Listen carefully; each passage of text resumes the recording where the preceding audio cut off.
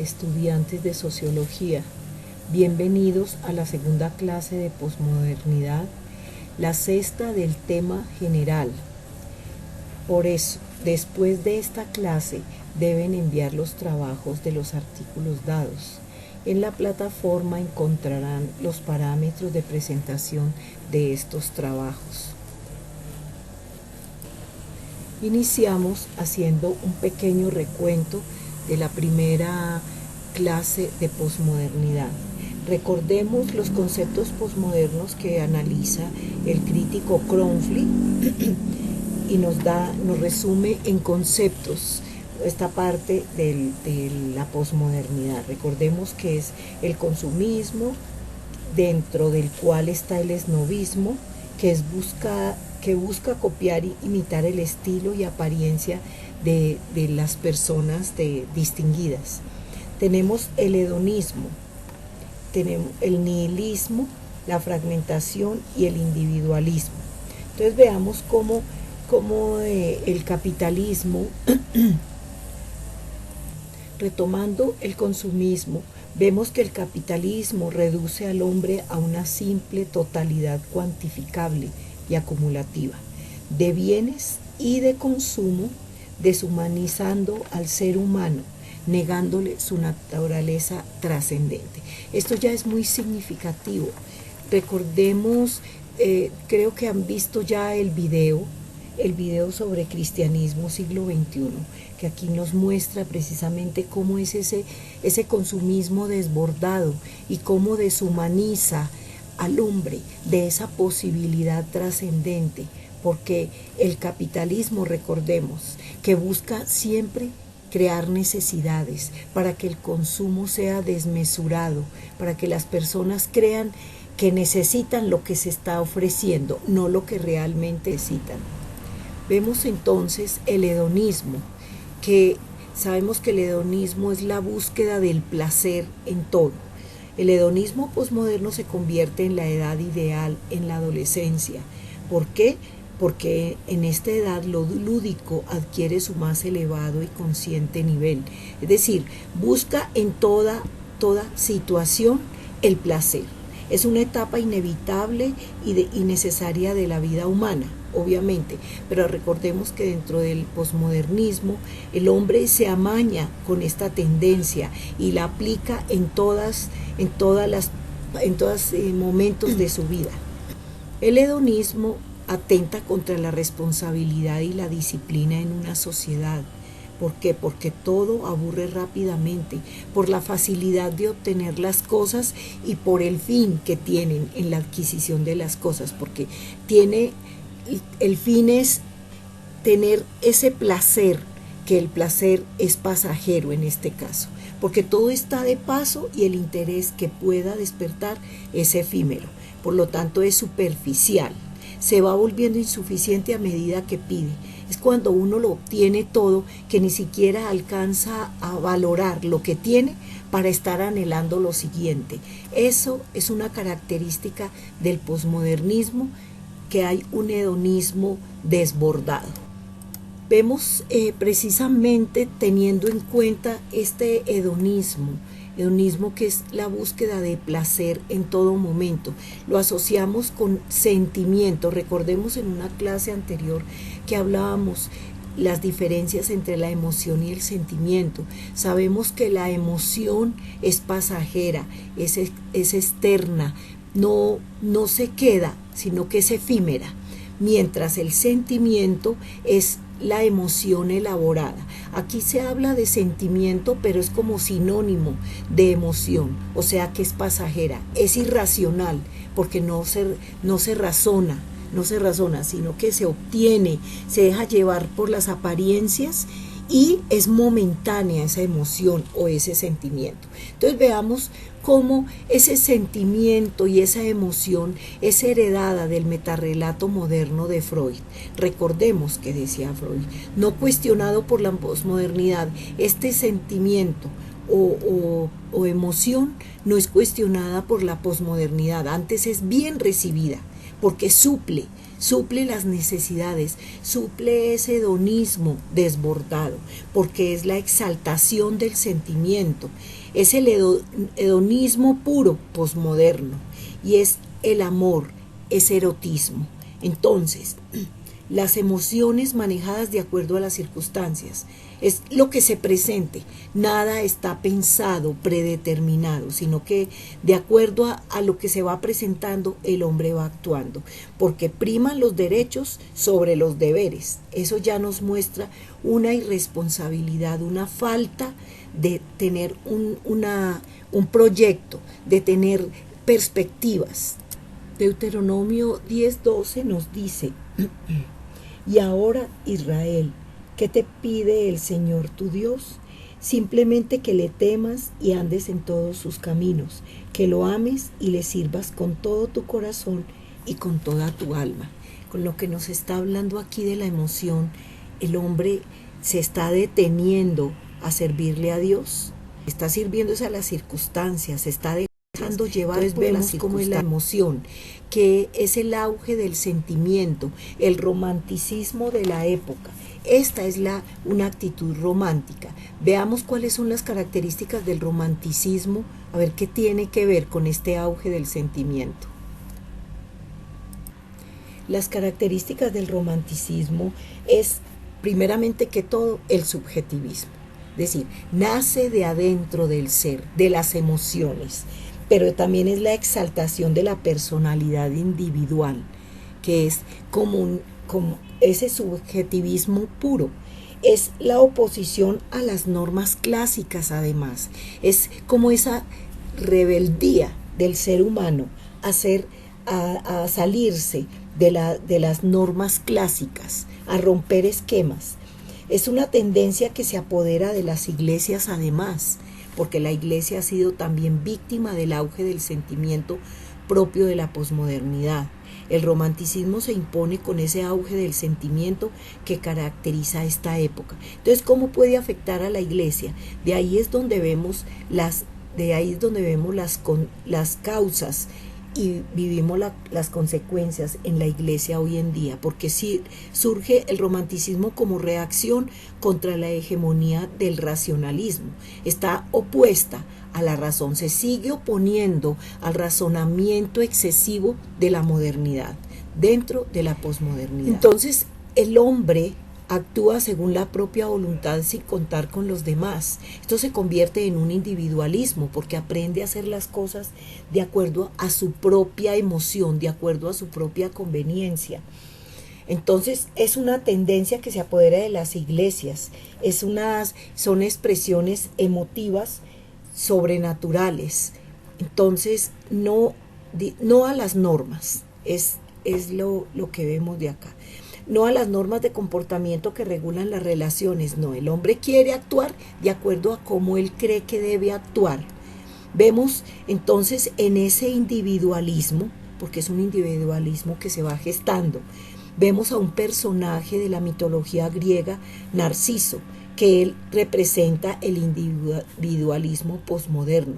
Narciso es un personaje mitológico que empezó a amarse a él mismo, se amaba a él mismo, se veía en un espejo y veía que era hermoso. Y fue tanto lo que se miró en el espejo que un día se asomó a un lago y al ver su belleza se fue hacia el lago y se ahogó.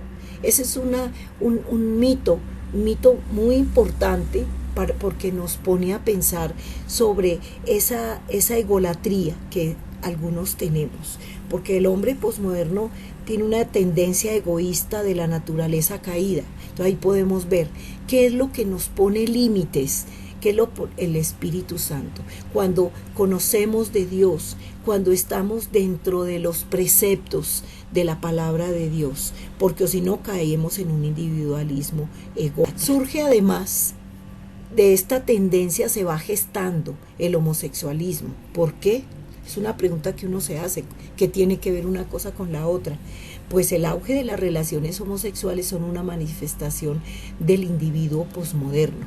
Este busca diferenciarse de los demás, pero mirándose a sí mismo para distinguirse de los demás. O sea que son reacciones inclusive encontradas y inclusive equivocadas o contradictorias, porque necesita la interacción social con el otro, la necesita. Pensemos en ese individualismo, pero necesita la interacción social con el otro para proyectar su propia individualidad en aquellos que se les parecen. Entonces es como una contradicción, pero es un hecho. Si lo pensamos bien y lo analizamos bien, ahí es donde tiene auge el homosexualismo. Romanos 1:27 nos dice: asimismo los hombres dejaron las relaciones naturales con la mujer y se encendieron en pasiones lujuriosas los unos con los otros. Hombres con hombres cometieron actos indecentes y en sí mismos recibieron el castigo que merecía su perversión. Entonces vemos muy claramente cómo la Biblia no está de acuerdo con la homosexualidad, no va con Dios. Así digan y hayan creado inclusive una teoría, los homosexuales, no va con la palabra de Dios. Entramos a un tema, a un concepto que es muy utilizado en un contexto positivo, en un contexto negativo, porque vamos a ver qué significa. Nihilismo viene del latín nihil, que es nada, nada. Es el rechazo de todos los principios religiosos y morales. O sea que el hombre se despoja de todo, se siente en la nada, se queda sin piso, no tiene posibilidad de nada, siente que nada hay después de esta vida, porque niega a la vida todo sentido, significado, propósito o valor trascendente. No hay trascendencia. Veamos cómo se van entremezclando estos conceptos dentro de la posmodernidad. Uno lleva al otro, porque vemos precisamente esa falta de propósito o valor trascendente en el hombre. Todo se acaba en la tumba, dice. Estamos abocados a la nada. Entonces vemos cómo el hombre se queda sin piso, no tiene perspectiva. El Salmo 69 del 1 al 3 nos dice: sálvame, Dios mío, que las aguas ya me llegan al cuello.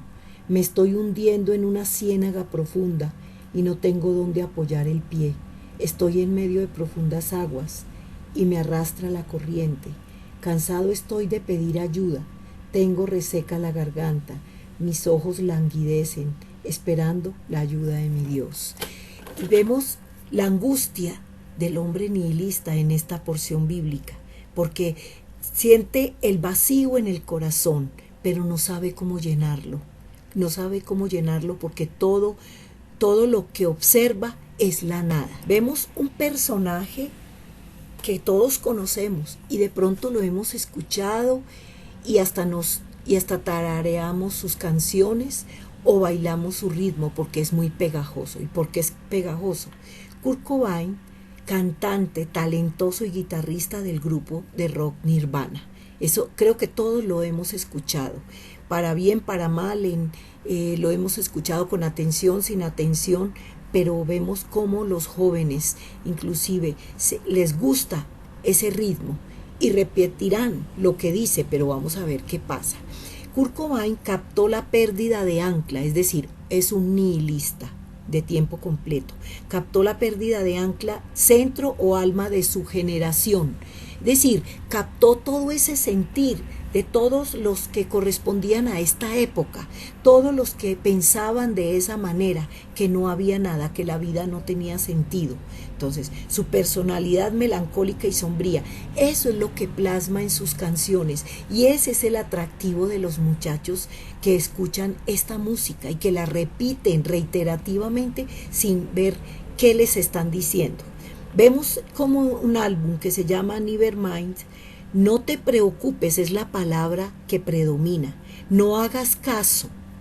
¿Para qué preocuparse si nada es verdad, ni bueno o hermoso en ningún sentido absoluto? No te preocupes es una virtud lógica para el nihilista que piensa que no hay nada más allá o fuera de que dé sentido o significado. es encontrarse en la nada. Por lo tanto, hay que agotar lo que tengo en estos momentos, porque eso se veía. Recordemos que él era un drogadicto, consumía, murió precisamente por una sobredosis, lo encontraron en su apartamento muerto por una sobredosis. No es revolucionario el nihilista, no es revolucionario, es quien ha perdido el sentido del conocimiento. No practica ningún tipo de conocimiento porque no lo tiene, porque no le interesa. No le interesa porque hay un escepticismo, pues al ser nihilista es porque hay un escepticismo, no cree en nada.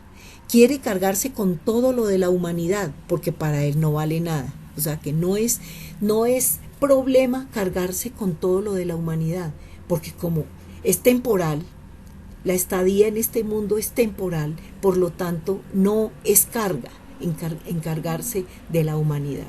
Su música refleja la confusión que vio en el mundo posmoderno que lo rodeaba y en su propio ser. Entonces, esa música es el sentir. Dicen que no hay que cantar las canciones, sino interpretarlas.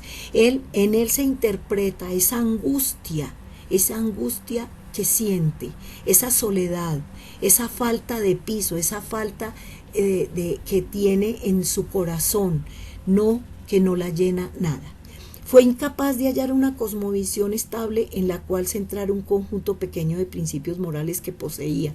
¿A qué se refiere esto? Que él tenía una vida normal hasta sus 12 años, pero resulta que sus papás se divorcian.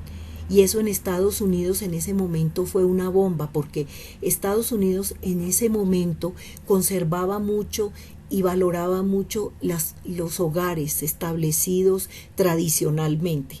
Entonces, en ese momento se separa su papá y su mamá. Entonces, para él fue un golpe bajo.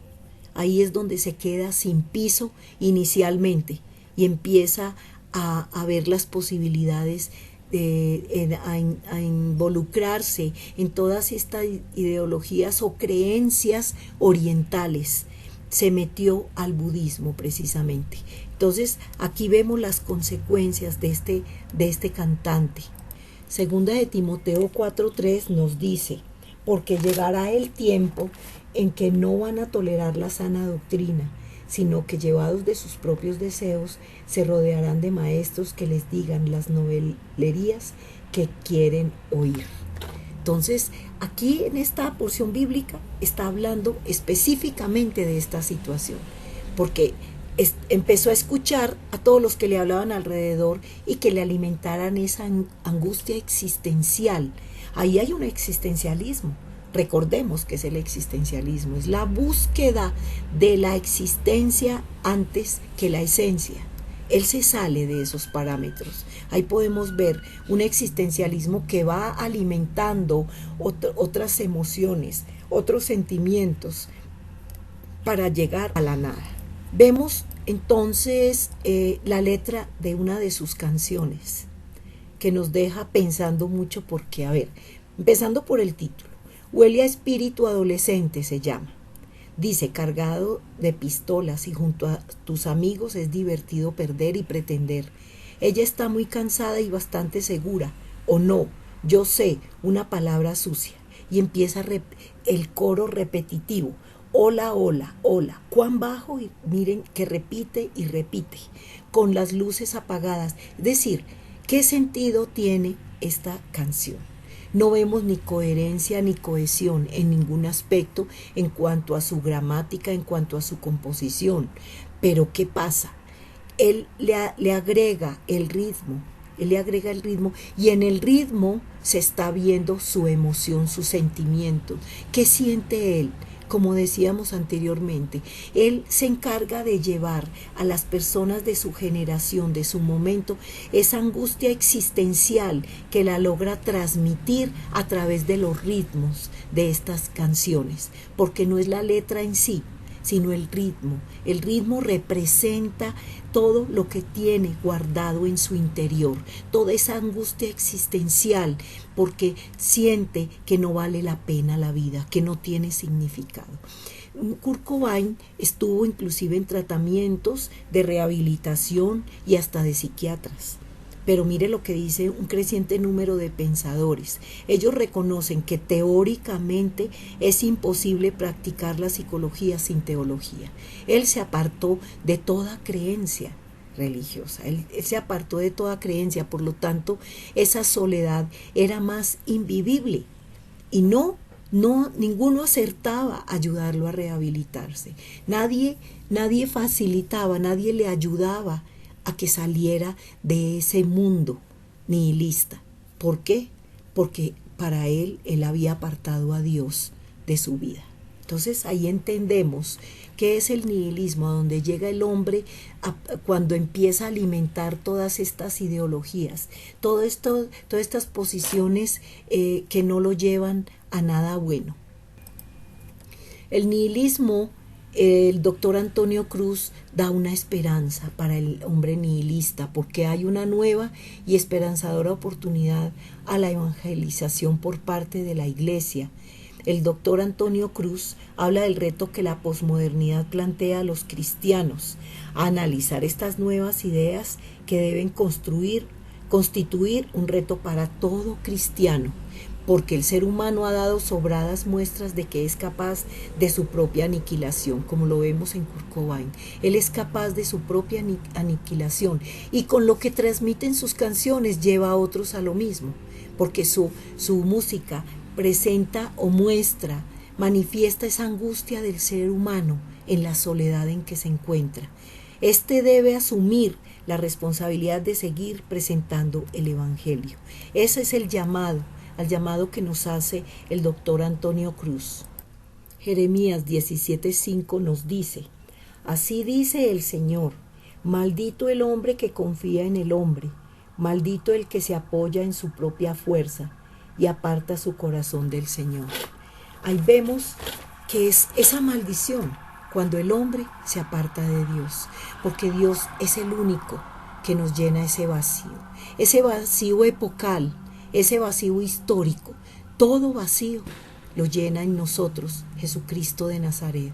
Eso lo sabemos nosotros como cristianos, pero realmente estamos aplicando lo que nos dice el doctor Antonio Cruz. Nos está poniendo ese reto que la posmodernidad plantea, porque recuerden el video de Cristianismo siglo XXI. Analizar estas nuevas ideas para constituir un reto para todo cristiano. Ahí fue muy claro y espero lo hayan visto todos y hayan asimilado lo necesario para entender estos temas, porque ahí lo tenía todo. Vemos que en la posmodernidad hasta la cultura se resquebraja, la cultura pierde su esencia, la cultura de la frivolidad se llama la cultura en la posmodernidad, porque en la posmodernidad la cultura se convierte en algo frívolo y banal, además vulgar y chabacano. ¿Por qué? Porque para los artistas posmodernos la obra artística tiene valor en cuanto a la energía que transmite. Recuerden lo que hablábamos de Cobain, que transmitía la energía momentánea, o sea, la emoción pasajera, la emoción momentánea. Su función, despertar los sentimientos en el espectador, o sea, las emociones. Recordemos que hablábamos que en este contexto el sentimiento es sinónimo de emoción, algo pasajero, fugaz. Porque en el arte, veamos que en el arte se trata es de sentir, en el arte clásico, digámoslo así, en el arte convencional se trata es de sentir más que comprender, ¿no es cierto? En el arte, posmoderno, se trata es de sentir más que comprender, mientras en el arte clásico se escudriña relacionalmente la obra, mientras no se hace en la posmodernidad. La posmodernidad no se escudriña relacionalmente la obra para decir qué nos está transmitiendo el autor, y no nos dejamos llevar por las apariencias, por lo que me está mostrando esa obra. Entonces, a la muerte de la ética también le sigue la degradación de la estética que pretendía sustituirse. O sea que vemos cómo afecta el arte. A veces decimos, el arte de la posmodernidad es malo, no dice nada, pero es porque es la época la que está transmitiendo eso. Vemos una contraparte de lo que estábamos hablando. Un autor, Edvard Munch, de 1893, un expresionista alemán que nos transmite todo lo contrario o nos da la posibilidad de interpretar, de relacionar su obra con el momento. Vemos nomás en su obra, vemos su obra que se llama El Grito, vemos dentro de las imágenes ese grito que nos permite ver en todo ese contexto, que es un grito aturdidor. En el grito se reconoce la angustia existencial del hombre moderno en la transición del siglo XIX de grandes avances tecnológicos al siglo XX. Su sentimiento de soledad y desaliento, su desesperación, lo vemos tanto en el hombre que está dándonos a entender que es un grito ensordecedor de la época, pero también vemos precisamente su fuerza expresiva que permite ver la condición del artista como hombre profundamente atormentado. Entonces vemos la contraparte del arte de posmoderno. Se evidencia el sonido mediante el ritmo visual, es decir, el ritmo que vemos en las imágenes y en ese contexto nos transmite ese sonido mediante ese ritmo visual. Vemos por último, entonces, como la segunda parte de posmodernidad, la fragmentación. La fragmentación es la desconexión de la historia, porque la posmodernidad promueve una desconexión de la historia, rompiendo con modos clásicos del tiempo. Se refugia en lo placentero del presente. El futuro no existe y el pasado se olvida. No se tiene memoria de lo inmediato, solo existe el presente. Veamos entonces cómo esa fragmentación se relaciona. La vida no se vive de una forma lineal y ascendente, como una sucesión de etapas. Se vive en fragmentos donde uno puede cambiar de identidad sin hacerse problemas. Dependiendo de los contextos, uno asume una personalidad u otra. Hay un relativismo en todo sentido, una falta de identidad. Por eso los valores son relativos y las ideas también. Terminamos aquí entonces la segunda clase de posmodernidad. Espero les haya servido y hayan logrado elaborar un concepto de modernidad, tanto con los temas tratados aquí como con los videos que les hice llegar. Entonces aquí llegamos a la última parte de la posmodernidad. Recordemos que después de esta clase deben enviarme los trabajos relacionados con los artículos dados en clase y repartidos a los grupos correspondientes. Entonces, por favor, los trabajos los necesito cuanto antes de el último tema, que es globalización. Por favor, nos vemos. Gracias por su receptividad, por su atención. Los amo mucho. Dios los bendiga.